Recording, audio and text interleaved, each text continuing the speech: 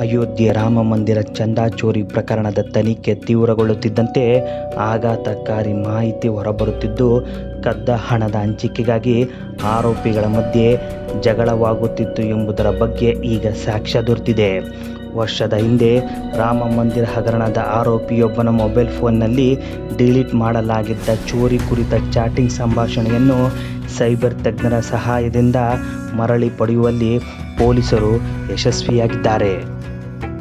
ಮೂಲಗಳ ಪ್ರಕಾರ 2025ರ ಮೇ ತಿಂಗಳಲ್ಲಿ ನಡೆದಿರುವ ಚಾಟ್ ಇದಾಗಿದ್ದು, ಹಣ ಕದ್ದಾದ ನಂತರ ಆರೋಪಿಗಳಾದ ಅವಿನಾಶ್ ಶುಕ್ಲಾ ಮತ್ತು ಅನುಕಲ್ಪ್ ಶುಕ್ಲಾ ಚಾಟಿಂಗ್ ಮೂಲಕ ಪರಸ್ಪರ ಸಂಭಾಷಣೆ ನಡೆಸಿದ್ದಾರೆ. ಅದರಲ್ಲಿ ಆಗ ಹೊಸತಾಗಿ ಕದ್ದಿದ್ದ 2 ಕೋಟಿ ರೂಪಾಯಿಗಳಲ್ಲಿ ಅನುಕಲ್ಪ್ ಶುಕ್ಲಾ ಕೊಡಬೇಕಾದ ಪಾಲನ್ನು ಕೊಡದಿದ್ದಕ್ಕೆ ಅವಿನಾಶ್ ಬೈದಿದ್ದಾನೆ. ಹುಂಡಿಯಿಂದ ಕದಿಯಲಾಗಿರುವ ಹಣದಲ್ಲಿ ಎಲ್ಲರಿಗೂ ಸಮಪಾಲು ಬರಬೇಕಿದ್ದು, ಅನ್ಯರ ಪಾಲು ಇಟ್ಟುಕೊಂಡಿದ್ದೇಕೆ ಎಂದು ಪ್ರಶ್ನಿಸಿದ್ದಾನೆ.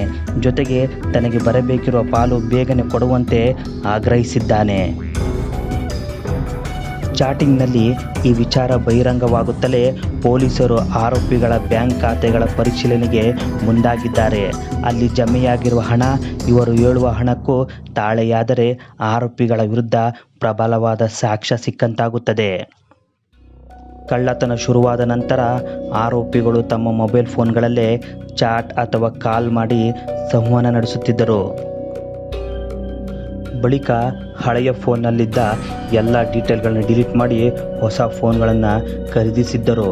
ಹಾಗಾಗಿ ಹಗರಣ ಬೆಳಕಿಗೆ ಬಂದಾಗ ಅವರ ಮೊಬೈಲ್ಗಳನ್ನು ಪರಿಶೀಲಿಸಿದ ಎಸ್ಐಟಿ ಅಧಿಕಾರಿಗಳಿಗೆ ಇತ್ತೀಚಿನ ಕಳ್ಳತನದ ಬಗೆಗಿನ ಮಾತುಕತೆಗಳ ವಿವರ ಸಿಕ್ಕಿದ್ದವೇ ಹೊರತು ಹಳೆಯ ವಿವರ ಸಿಕ್ಕಿರಲಿಲ್ಲ.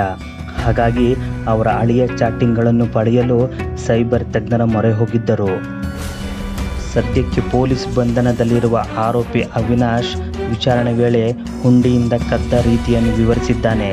ಹುಂಡಿಗಳಲ್ಲಿದ್ದ ಹಣವನ್ನು ಎಣಿಸುವ ವಿಶಾಲವಾದ ಕೊಠಡಿಗೆ ಕೊಂಡೊಯ್ಯುವ ಜವಾಬ್ದಾರಿಯನ್ನು ಅವಿನಾಶ್ನಿಗೆ ನೀಡಲಾಗಿತ್ತು. ಮಂದಿರದ ಕಾರಿಡಾರ್ಗಳಲ್ಲಿ ಅಳವಡಿಸಲಾಗಿದ್ದ CCTVಯಿಂದ ಪರಿವೀಕ್ಷಣೆಗೆ ಒಳಪಡಿಸದ ಜಾಗಗಳನ್ನು ಅವಿನಾಶ್ ಗುರುತಿಸಿದ್ದ. ಆ ಗುರುತು ಹಾಕಿದ ಜಾಗಗಳಲ್ಲಿ ಹುಂಡಿ ಹಣವನ್ನು ಕೊಂಡೊಯ್ಯುವಾಗ ನಿಂತು ಅಲ್ಲಿ ಹಣವನ್ನು ಕವರ್ಗಳಲ್ಲಿ ಅಥವಾ ಬ್ಯಾಗ್ಗಳಲ್ಲಿ ಹಾಕಿಕೊಳ್ಳುತ್ತಿದ್ದ. ಉಳಿದ ಹಣವನ್ನು ಸಹಜವಾಗಿ ಹಣ ಎಣಿಸುವ ಕೊಠಡಿಗೆ ರವಾನಿಸುತ್ತಿದ್ದ. ಕದ್ದ ಹಣವನ್ನು ರಾಮ ಮಂದಿರದಲ್ಲಿರುವ ಅತಿಥಿಗಳ ಶೌಚಾಲಯಗಳಲ್ಲಿ ಕೆಲ ದಿನಗಳವರೆಗೆ ಇರಿಸಲಾಗುತ್ತಿತ್ತು. ಆ ನಂತರ ಆ ಹಣವನ್ನು ಅಯೋಧ್ಯೆ ಬಳಿಯ ಉದ್ಯಾನವನದಲ್ಲಿ ಆರೋಪಿಗಳಾದ ಅನುಕಲ್ಪ್ ಮಿಶ್ರಾ, ಲವಕುಶ, ಟಿನ್ನು ಯಾದವ್, ಕರುಣೇಶ್, ಮನೀಶ್ ಮುಂತಾದವರು ಹಂಚಿಕೊಳ್ಳುತ್ತಿದ್ದರು. ಸದ್ಯಕ್ಕೆ ಬಂಧನದಲ್ಲಿರುವ ಆರೋಪಿ ಅವಿನಾಶ್ ವಿಚಾರಣೆ ವೇಳೆ ಹುಂಡಿಯಿಂದ ಕದ್ದ ಹಣದಲ್ಲಿ ತನ್ನ ತಮ್ಮ ಅಭಿಷೇಕ್ನ ಹೆಸರಿನಲ್ಲಿ ಕಾರು ಖರೀದಿಸಿದ್ದಾಗಿ ತಿಳಿಸಿದ್ದಾನೆ. ಸದ್ಯ ಕದ್ದ ಹಣದಲ್ಲಿ ಖರೀದಿಸಿದ ಕಾರುಗಳನ್ನು ಪೊಲೀಸರು ವಶಕ್ಕೆ ಪಡೆದಿದ್ದಾರೆ. ಜೊತೆಗೆ ಇತರ ಆರೋಪಿಗಳು ಖರೀದಿಸಿರುವ ಬೈಕು, ಕಾರುಗಳು, ಸೈಟು, ಮನೆ, ಜಮೀನು ಇತ್ಯಾದಿಗಳ ವಿವರ ಕಲೆ ಹಾಕಲು ಪೊಲೀಸರು ಮುಂದಾಗಿದ್ದಾರೆ. ರಾಮ ಮಂದಿರದಲ್ಲಿ ಕಳುವಾಗಿರುವ ಬಂಗಾರದ ದೇಣಿಗೆಗಳನ್ನು ಕರ್ನಾಟಕದಲ್ಲಿ ಕರಗಿಸಿ ಬಿಸ್ಕೆಟ್ಗಳಾಗಿ ಪರಿವರ್ತಿಸಿರಬಹುದು ಎಂಬ ಗುಮಾನಿ ಈಗ SITಯನ್ನು ಕಾಡುತ್ತಿದೆ ಎಂದು ಹೇಳಲಾಗಿದೆ.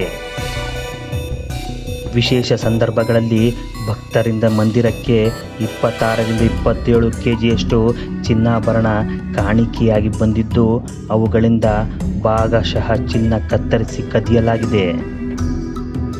26 kg ಆಭರಣ ಬಂದಾಗ ದೇಣಿಗೆ ದಾಖಲೆಯಲ್ಲಿ ಅದನ್ನು 25 kg ಎಂದು ನಮೂದಿಸಿ 1 kg ಚಿನ್ನ ಕದಿಯಲಾಗಿದೆ. ಹೀಗೆ ಹಲವು ಆಭರಣಗಳಿಂದ ಕದ್ದಿರುವ ಅಪಾರ ಚಿನ್ನವನ್ನು ರೈಲಿನಲ್ಲಿ ಕರ್ನಾಟಕಕ್ಕೆ ಸಾಗಿಸಿ ದೇಣಿಗೆ ಚೋರರು ವಿಮಾನದಲ್ಲಿ ಕರ್ನಾಟಕಕ್ಕೆ ಬಂದು ಆ ಚಿನ್ನ ಕರಗಿಸಿ ಬಿಸ್ಕೆಟ್ ತಯಾರಿಸಿರಬಹುದು ಎಂಬ ಶಂಕೆ ಇದೆ ಎಂದು ಕೆಲ ಮಾಧ್ಯಮಗಳು ವರದಿ ಮಾಡಿವೆ.